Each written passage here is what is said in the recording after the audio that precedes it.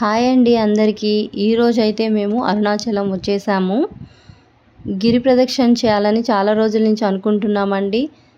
Finally ఈరోజు మేము అరుణాచలం వచ్చి గిరి ప్రదక్షిణ అనేది స్టార్ట్ చేస్తున్నాము.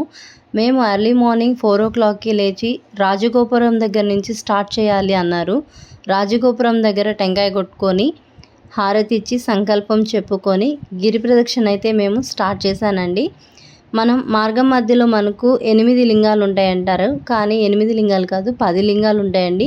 ఈ 10 లింగాలని దర్శించుకుంటూ మనము ఓం నమ శివాయ అంటూ మనం నడుచుకుంటూ దేవుణ్ణి స్మరించుకుంటూ ఉండాలి. మార్గం మధ్యలో వేరే ఏమీ మాట్లాడకూడదండి.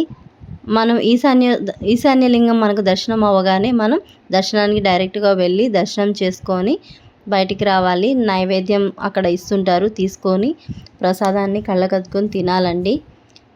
ఈ వీడియో మీకు నచ్చినట్లయితే లైక్, షేర్ అండ్ సబ్స్క్రైబ్